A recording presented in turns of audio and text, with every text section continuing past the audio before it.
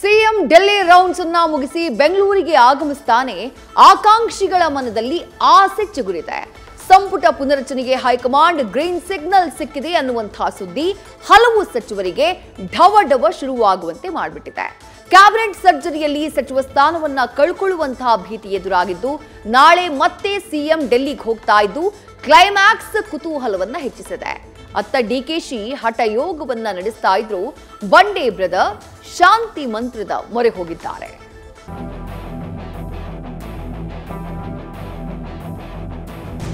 ರಿಷಫಲ್ ಆದಾಗ ನಾರ್ಮಲಿ ಬದಲಾವಣೆ ಆಗೋದಿಲ್ಲ.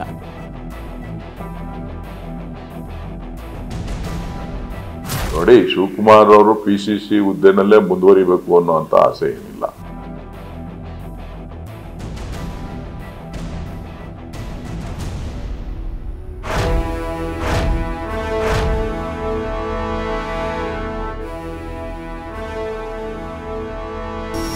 ಕಮಲೆ ಕಮಲೋತ್ಪತ್ತಿ ಶ್ರೂಯತೆ ನಾತು ದೃಶ್ಯತೆ. ಬಿಹಾರದ ಹೆಂಗಳಿಯರ ಕಣ್ಣಲ್ಲಿ ಮೂಡಿದ ಚಿತ್ರ ಇದು. ಯುವಕರು ಕೋಲ್ಮಿಂಚಲ್ಲಿ ಕಂಡಿದ್ದು ಭವಿಷ್ಯದ ಬಿಹಾರ. ಬಿಹಾರದ ಬೆಂಕಿಯಲ್ಲಿ ನೆಂದು ಪ್ರಯೋಗ ಆದ ನಿತೀಶ್ ಬಾಣ ಕಮಲವನ್ನ ಅರಳಿಸಿದೆ. ಬುದ್ಧನ ನಾಡಿನ ಚುನಾವಣಾ ಫಲಿತಾಂಶ ಕರ್ನಾಟಕದ ಕದನದ ಚಿತ್ರಣವನ್ನ ಬದಲಿಸಿದೆ.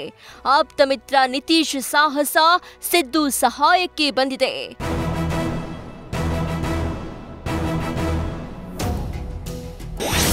ಸಂಪುಟ ಪುನರ್ರಚನೆಗೆ ಹೈಕಮಾಂಡ್ ಗ್ರೀನ್ ಸಿಗ್ನಲ್.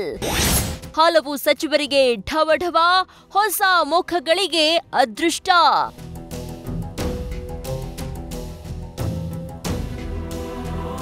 ಬೀಸೋತೊಣ್ಣೆಯಿಂದ ತಪ್ಪಿಸಿಕೊಂಡ್ರೆ 100 ವರ್ಷ ಆಯಸ್ಸಂತೆ.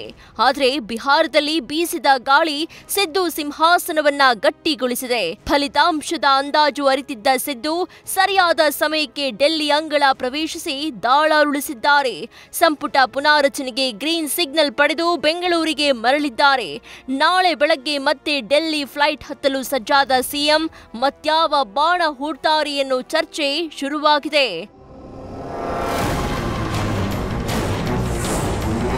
ಅಂದಹಾಗೆ ಡೆಲ್ಲಿಯಲ್ಲಿ ಸಿಎಂ ಸಿದ್ದುಗೆ ಸಿಕ್ಕ ಸಂದೇಶದ ಬೆನ್ನಲ್ಲೇ ಇತ್ತ ಬೆಂಗಳೂರಿನಲ್ಲಿ ರಾಜಕೀಯ ಚಟುವಟಿಕೆಗೆ ಗಡಿಬಿಡಿ ಶುರುವಾಗಿದೆ.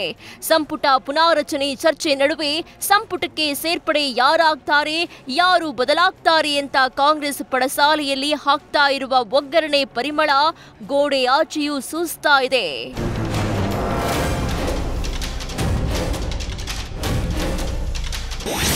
ಸಚಿವ ಸಂಪುಟ ಪುನಾರಚನೆಯಾದ್ರೆ ಒಳ್ಳೆಯದಲ್ವಾ? ನಾಯಕತ್ವ ಬದಲಾವಣೆ ಇಲ್ಲ ಎಂದ ಪರಮೇಶ್ವರ್.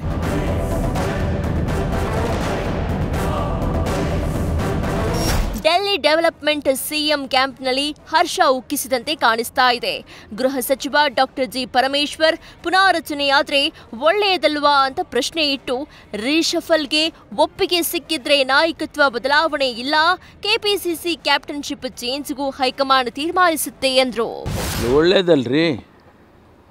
ಈಗ ಬಹಳ ದಿನದ ಬೇಡಿಕೆ, ಬಹಳ ಜನ ಮಂತ್ರಿಗಳಾಗಬೇಕು ಅಂತ ಅಪೇಕ್ಷೆ ಪಡ್ತಾ ಇದ್ರು.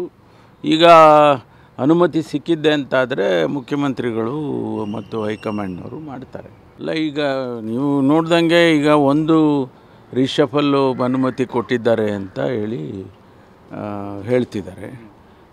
ಮಾಧ್ಯಮದಲ್ಲೂ ಹೇಳ್ತಾರೆ, ಎಲ್ಲ ವಿಷಯಗಳು ಹೊರಗಡೆ ಬರ್ತಾಯಿದೆ. ಅದಾದಮೇಲೆ ಬದಲಾವಣೆ ವಿಚಾರ ಏನು ಅನ್ನೋದು ನೀವೇ ಊಹೆ ಮಾಡಬೇಕು. ರಿಷಫಲ್ ಆದಾಗ ನಾರ್ಮಲಿ ಬದಲಾವಣೆ ಆಗೋದಿಲ್ಲ. ರಿಷಫಲ್ ಮಾಡ್ತಾರೆ ಅಂತ ಅದು ಒಪ್ಪಿಗೆ ಆಗಿದ್ದರೆ ನಾಯಕತ್ವ ಬದಲಾವಣೆ ಇಲ್ಲ ಅಂತ ಆಯಿತು.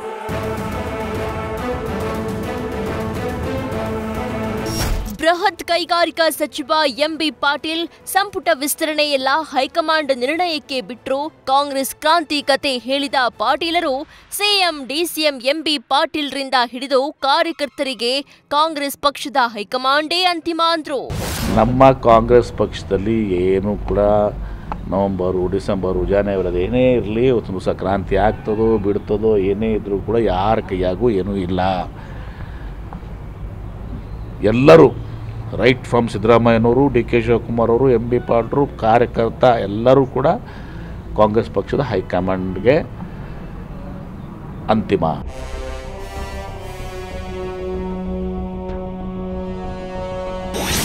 ಪುನಾರಚನೆ ಸಿಎಂ ಸರ್ವಾಧಿಕಾರ, ಡಿಸಿಎಂ ಸಹಕಾರ. ಮೃದುವಾಯ್ತಾ ಬಂಡೆ ಪಡೆ, ಬ್ರದರ್ ಕೊಟ್ರು ಹೆಣ್.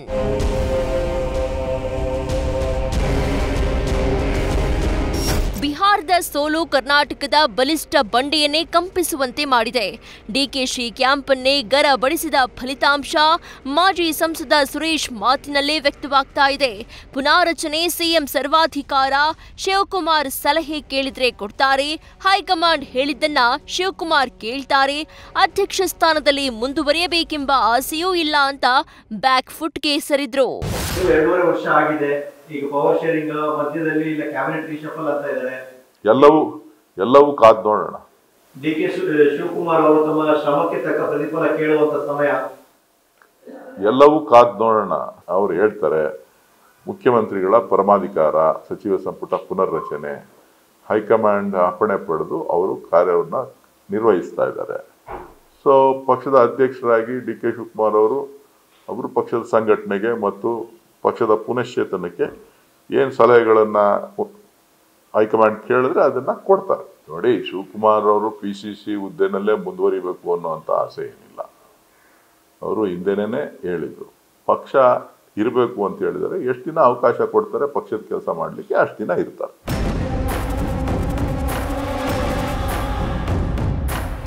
ಒಟ್ಟಾರೆ ನವೆಂಬರ್ ಕ್ರಾಂತಿ ಟುಸ್ಸಾಯ್ತು. ಕ್ರಾಂತಿಯಾಗುತ್ತೋ ಬಿಡುತ್ತೋ ಈ ಗೊಂದಲಕ್ಕೆ ಸದ್ಯ ತೆರೆ ಬಿದ್ದಿದೆ. ಕಾದು ಕಾದು ಸಿದ್ದು ಉರುಳಿಸಿದ್ದ ದಾಳಕ್ಕೆ ಈಗ ಗೆಲುವು ಸಿಕ್ಕಿದೆ. ಈ ಗೆಲುವಿಗೆ ಕಾಲ ಎಷ್ಟು ಅನ್ನೋದು ಹೈಕಮಾಂಡ್ಗೆ ಗೊತ್ತು.